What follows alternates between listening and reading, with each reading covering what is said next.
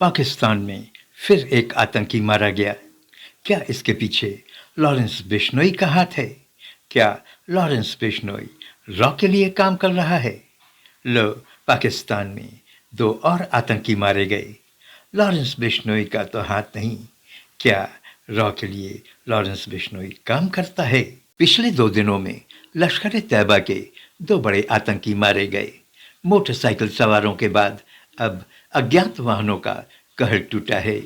2 दिनों में लश्कर ए तैयबा के बड़े आतंकी सरगना फहदुल्लाह गुजर और तैमूर सड़क हादसों में मारे गए। ये दोनों आतंकी फंडिंग और हथियार पहुंचाने का काम करते थे। इधर कुछ दिनों में, या यूं कहा जाए कि पिछले कुछ महीनों से पाकिस्तान में पाकिस्तानी आतंकियों के बुरे दिन चल रहे हैं। इस दौरान कुछ बड़े आतंकी सरगना पाकिस्तान में ही ढेर किए जा चुके हैं। अब 2 और आतंकी सड़क हादसों में मार गिराए गए हैं। इनमें से एक आतंकी लश्कर के एक बड़े सरगना हाफिज शहजाद का बेटा है, जो लश्कर ए तैयबा के मुजामी हाशमी का करीबी बताया जाता है।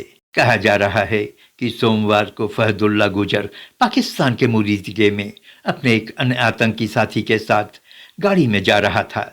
अचानक उसके गाड़ी के सामने एक वाहन आकर इतनी जोर का टक्कर मारा कि आतंकियों के गाड़ी के पछड़े उड़ गए और फहदुल्ला की मौके पर ही मौत हो गई। फहदुल्ला गुजर लश्कर ए तैयबा के इकट्ठा किए धन को एक जगह से दूसरे जगह ले जाने का काम करता था। इसके साथ ही साथ वह आतंकवादियों को ट्रेनिंग सेंटर पर हथियार और गोला बारूद सप्लाई करने का भी काम करता था। एक दिन पहले इसी तरह एक खूंखार आतंकवादी तैमूर मारा गया था। तैमूर अपने कुछ साथियों के साथ पाकिस्तान के धीरकोट मनासा इलाके से जा रहा था। अचानक सामने से एक गाड़ी ने आकर तैमूर की गाड़ी में इतने जोर की टक्कर मारी कि घटना स्थल पर ही तैमूर की मौत हो गई।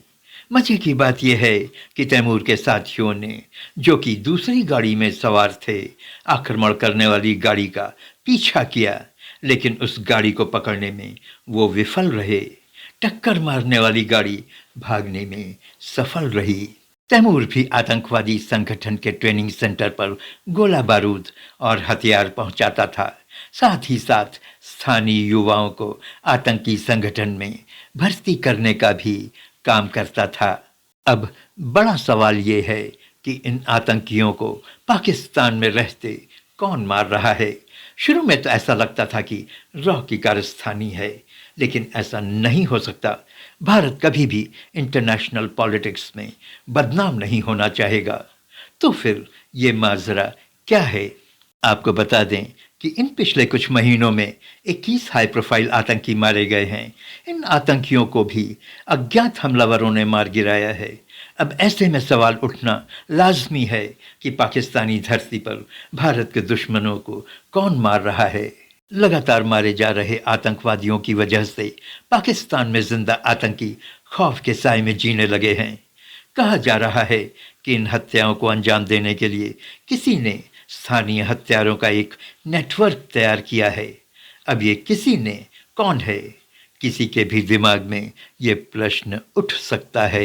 एक समय में भारत और कनाडा के रिश्ते काफ़ी अच्छे हुआ करते थे, लेकिन आज की डेट में दोनों देशों के रिश्ते इतने खराब हो चुके हैं कि अपने अपने एम्बेसी से उन्होंने अपने एम्बेसडर्स बुला लिए हैं। मुद्दा जासूसी का है और कनाडा में मरने वाले कुछ खालिस्तानी आतंकियों का है, जिनको कनाडा की ट्रूडो गवर्नमेंट सपोर्ट करती है। इन सब मुद्दों के बीच लॉरेंस बिश्नोई और उसके गैंग का नाम आ रहा है। कनाडा गवर्नमेंट का कहना है कि रॉ के लोग लॉरेंस बिश्नोई के गैंग के थ्रू कनाडा में जासूसी और मर्डर्स करवा रहे हैं। आपको बता दें कि कनाडा में कुछ मर्डर्स जरूर हुए हैं, जिनका संबंध, या यूं कहिए कि वो खालिस्तानी थे। कुछ मर्डर्स में लॉरेंस बिश्नोई गैंग ने जिम्मेदारी भी ली है और कहा है कि इन लोगों को हमने मारा है। अब ऐसे में क्या समझा जाए? पाकिस्तान के स्मगलर और गैंगस्टर भट्टी से लॉरेंस के काफ़ी अच्छे संबंध बताए जाते हैं। तो क्या जेल में रहकर लॉरेंस बिश्नोई पाकिस्तानी आतंकियों को उनके घर पर ही मरवा रहा है? क्या लॉरेंस बिश्नोई के रॉ एजेंसी से संबंध हैं? ऐसा लगता तो नहीं, लेकिन अंदर की बात कौन जाने। कनाडा के प्राइम मिनिस्टर का तो यही कहना है। आप क्या समझते हैं? कमेंट बॉक्स में ज़रूर बताएं। वैसे हम आपको बता दें कि लॉरेंस बिश्नोई अपने आप को बहुत बड़ा देशभक्त कहता है। आपका क्या ख्याल है? आप हिंदुस्तान तू जाग देख रहे थे। प्लीज़ लाइक शेयर और कमेंट करें और चैनल को सब्सक्राइब करना न भूलें।